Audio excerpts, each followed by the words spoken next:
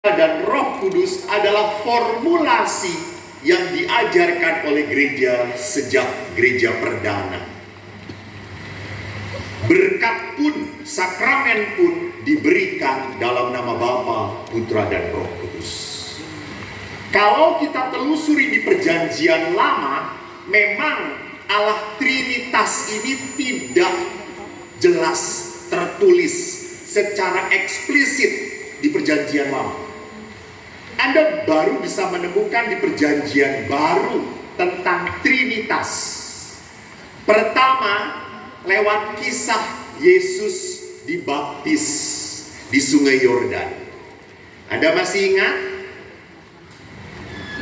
Kelihatan wajahnya nggak ingat apa-apa gitu ya. Yang ingat cuma setelah misa ini saya mau makan di mana. Celaka Anda ini, saudara-saudara. Mohon maaf Bunda Maria, inilah anak-anakmu yang masih tersesat.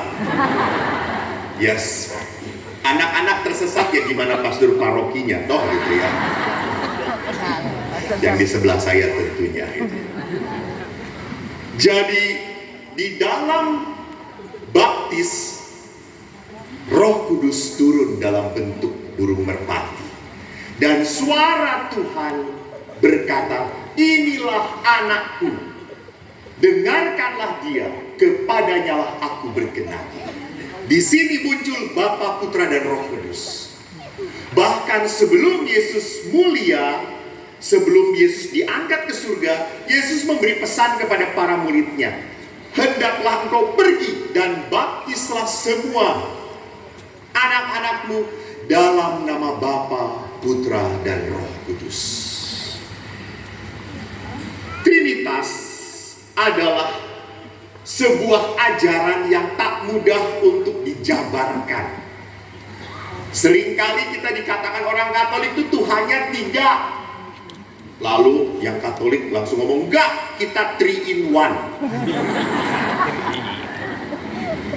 3 tapi 1. Lah kok bisa? Ya nggak tahu saya juga, pokoknya harus percaya lah pokoknya. Karena orang Katolik itu yang penting percaya, ngerti? Nggak ngerti apa-apa. Gitu. Itulah ketaatan sebagai seorang Katolik. Santo Cyrilus pernah menjelaskan seperti apa sih Tuhan itu yang Tritunggal itu. Santo Cyrilus menjelaskannya matahari. Matahari itu Allah. Terangnya adalah Putra. Sedangkan kehangatannya adalah Roh Kudus. Jelas? Tetap nggak jelas, bohong lo. Jelas. Apanya yang jelas? Jadi saya aja yang menjelaskan gak jelas, apalagi jelas. Apa ini?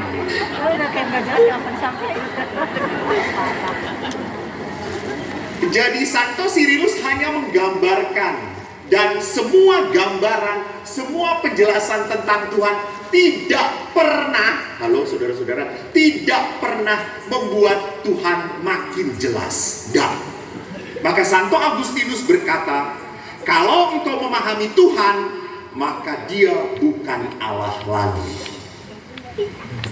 Kenapa sampai demikian? Karena Allah itu misteri. Kerjanya Tuhan itu tidak bisa kita bayangkan. Dan yang rajin di sini novena kelihatan dari wajahnya, kelihatan. Yang tidak rajin kelihatan di belakang.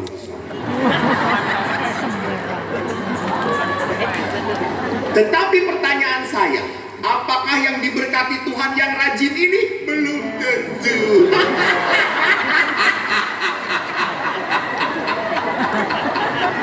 Kasihan deh, udah rajin gak diberkati ya.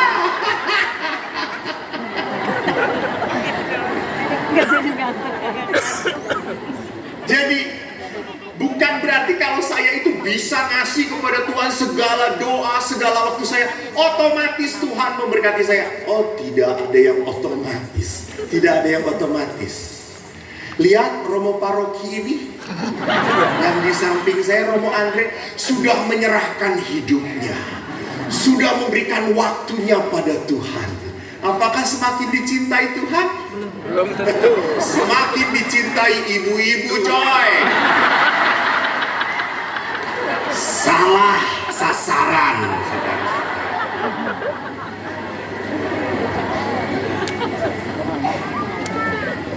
Seorang anak kecil pernah menulis surat kepada Bapak Paus Fransiskus, karena Bapak Paus Fransiskus saat-saat tertentu menerima surat dari anak-anak pertanyaan sebagai katekese. Namanya anak kecil itu pertanyaannya kritis. Anak kecil ini bertanya kepada Paus, Bapak Paus, apa yang Tuhan lakukan sebelum menciptakan dunia? Ya benar ya, kata saya itu. Apa yang Tuhan lakukan sebelum menciptakan dunia?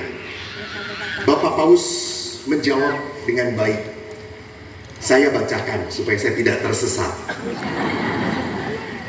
Bapak Paus menjawab, sebelum menciptakan apapun, Allah mengasihi. Itulah yang dilakukan oleh Allah. Allah itu sedang mengasihi. Allah selalu mengasihi. Allah adalah kasih. Maka sebelum melakukan apapun yang lain, Allah adalah kasih dan Allah sedang mengasihi. Jadi kalau kita sekarang berbicara tentang Hari Raya Tritunggal Maha Kudus Esa, apa yang harus kita syukuri? Yang harus kita syukuri adalah hakikat Allah Bapa, Putra dan Roh Kudus adalah kasih. Bapa menciptakan, Putra menebus, dan Roh Kudus membimbing hidup kita, menuntun hidup kita.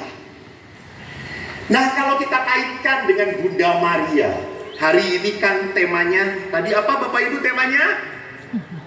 Lihat, yang rajin novena aja bengong, apalagi yang kagak rajin di sono gitu ya. Allah mengasihi dan Maria mewartakan. Kalau kita lihat Maria itu hidupnya semata-mata karena kasih Tuhan. Maka Gabriel mengatakan kepada Maria, jangan takut hai Maria, sebab engkau beroleh kasih karunia di hadapan Allah. Engkau tuh dikasihi Tuhan. Dan apa jawab Maria?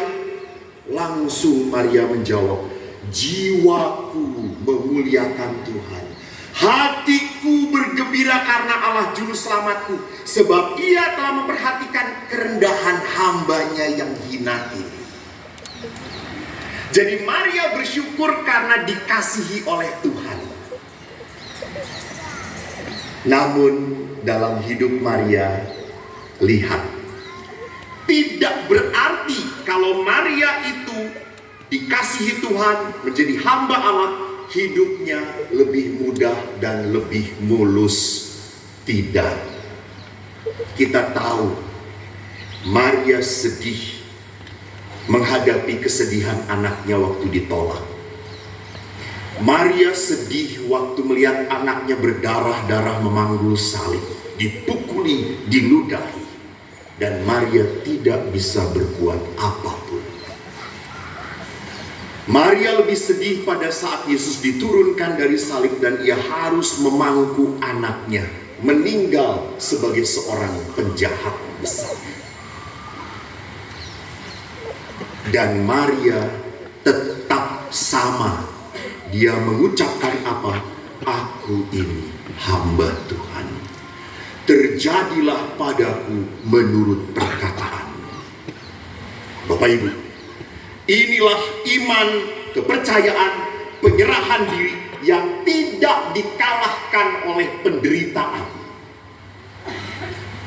Karena seringkali kalau orang menderita dan penderitaannya itu berat, orang itu seringkali meragukan Tuhan. Betul atau tidak?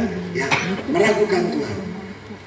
Kalau orang sakit, beberapa kena sakit kanker yang tak tersembuhkan, beberapa kena sakit tumor, beberapa tiba-tiba stroke, beberapa lagi bukan hanya sakit badannya tetapi sakit hatinya, kecewa, marah, dikhianati oleh orang yang disayang, ditipu oleh saudara sendiri, difitnah, Pada saat saya mengalami ini, saya akan mengalami apa?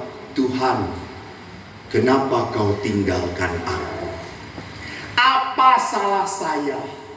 Orang bisa marah, orang bisa jengkel, orang bisa kecewa, bahkan orang bisa meninggalkan Tuhan.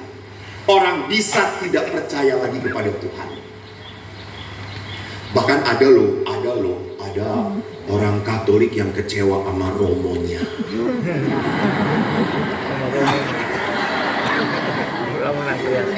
Lalu pindah agama, pindah gereja. Selama romo ini yang ada di Rangkas Bitung, gue gak akan nginjekin gereja. Dia tidak tahu bahwa Romo Andre di sini sampai mati, saudara-saudara.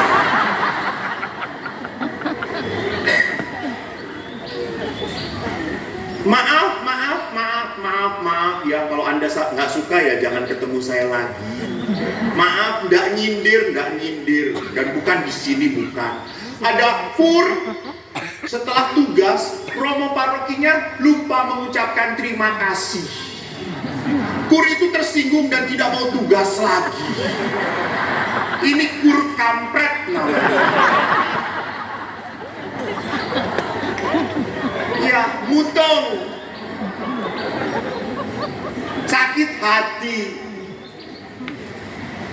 Bapak Ibu suka lupa kalau Anda kur mau melayani Tuhan atau Romo Andre. Kalau mau melayani Romo Andre, nyanyinya di kamar dia, jangan di gereja.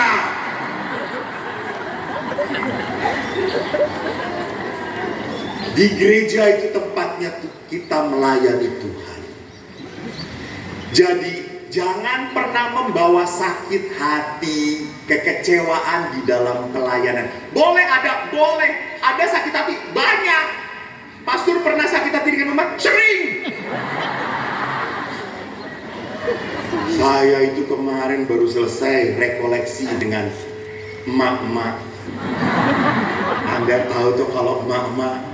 Dan saya sedihnya kalau rekoleksinya saya bahagia banget dengan emak-emak. Ketawa-ketawa, nyanyi bersama, nari. Setelahnya yang gak nyaman, potret bersama. Mama itu nyeruduk saya semuanya, ditempelin ke saya semuanya gitu. Romo tenang aja, ini mah lato-lato, Romo gak akan nyetrum. Ya gak gitu juga, Mak. Mak gak nyetrum, gue masih pening.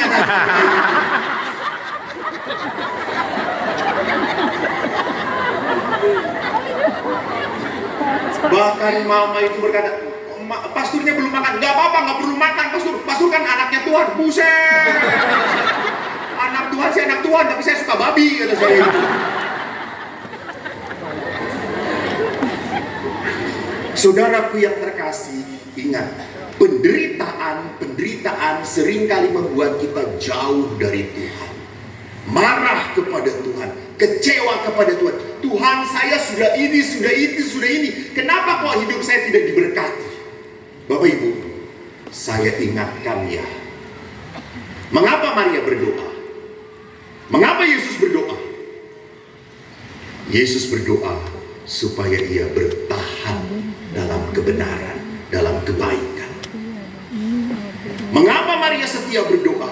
Supaya tadi, setiap duka kehidupan tidak menghancurkan iman kepercayaan dia.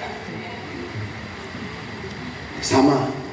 Jadi kalau Anda berdoa di depan Allah bersama Bunda Maria, jangan katakan, Tuhan, buat hidupku gampang, buat hidupku sejahtera, buat hidupku enak, ringan. Dan Allah pasti akan berkata, hari ini juga, detik ini juga mati, saudara. Itu enak, ringan, gampang, dan gak merepotkan. Betul atau tidak?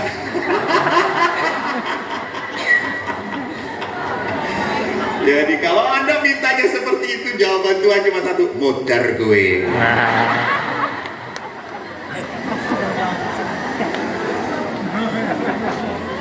Kalau orang mau hidup, orang harus belajar apa? Berjuang. Berjuang. Kerja keras. Ini mau saya seperti orang Kristen, yes. Ini kesurupan Roh Kudus apa ya?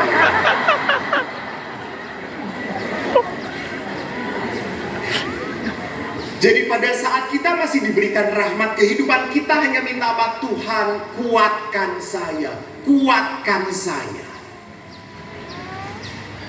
Boleh kita marah pada Tuhan, boleh. Boleh kita kecewa pada Tuhan, boleh. Tapi jangan berkepanjangan. Boleh kita sedih, boleh. Tetapi jangan berkepanjangan. Kita punya iman, kita punya pengharapan bahwa setiap penderitaan membawa kemuliaan. Anda jangan lupa lihat salib. Ini penderitaan yang membawa kemuliaan. Kita menderita bersama Yesus, bukan penderitaan kita sia-sia, enggak. Ada kemuliaan. Seorang ibu setia mencintai suaminya, walaupun suaminya tidak setia. Tetapi ibu itu terus melayani, dikasih minum. Saya ingat apa yang dilakukan oleh ibu saya kepada ayah. Bukan ayah saya tidak setia, ayah saya sangat setia. Tetapi ibu saya setiap ayah pulang dari manapun tidak pernah ditanya, tidak pernah mengeluh apa-apa. Enggak. Ibu itu selalu menyediakan apa? Teh manis anget. Itu yang selalu ibu saya lakukan. Dan hebatnya tadi juga saya datang, Bapak Ibu, Romo Andre langsung menyediakan teh manis anget. Edan. Saya ingat ibu saya yang sudah di surga. Ibu saya selalu menyediakan setiap hari. Pagi selalu buat kopi. Suatu hari ibu sakit dan saya buatkan kopi untuk ayah. Ayah berkata, kopi buatanmu rapena le. Koyo uyuh. Anda tahu dalam bahasa Jawa uyuh itu kayak air kencing le. Cuer. Saya lalu bilang kepada ibu, Bu, kalau buatkan kopi untuk ayah itu seperti apa, Bu? 3 sendok kopi le, setengah sendok gulanya itu ayah kamu. Oh siap, Mam. Sendoknya yang mana? Yang ini. Kopinya yang mana? Yang itu. Oke.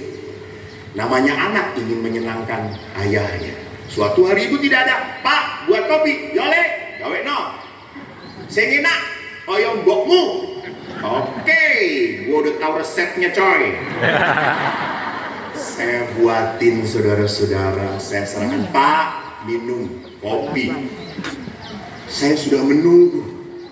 Semoga ada pujian. Langsung berkata, udah, Raina.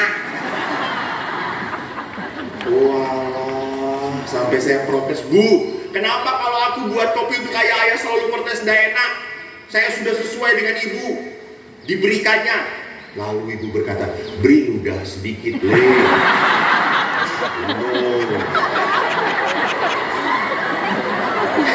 Itulah sebabnya ayah saya tuh lengket dengan ibu saya.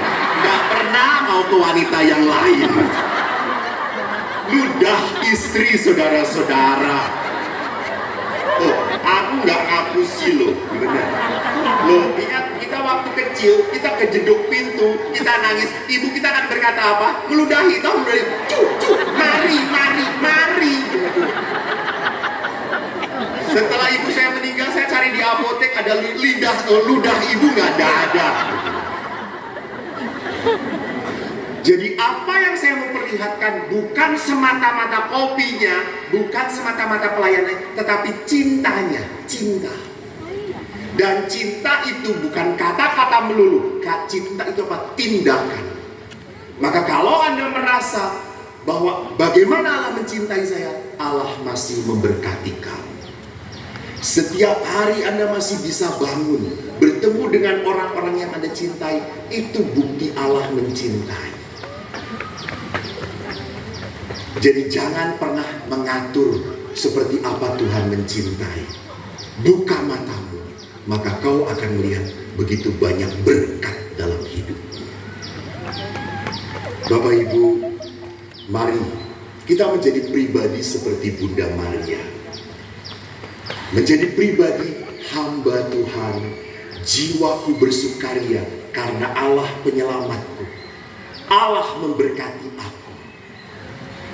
Maka pada saat hidup kita sukacita, itu adalah pewartaan yang indah bagi orang lain. Jangan sampai orang Katolik keluar dari Gua Maria, wajahnya seperti keluar dari kuburan. Wajahnya harus penuh sukacita. Anda di sini berdoa, Tuhan hutang saya banyak, keluar hutang tetap banyak. Tetapi Anda keluar sebagai seorang yang diberkati. Anda keluar sebagai seorang yang apa? Berani menghadapi kehidupan. Kenapa? Karena Allah menyertai aku. Tuhan memberkati. Amin.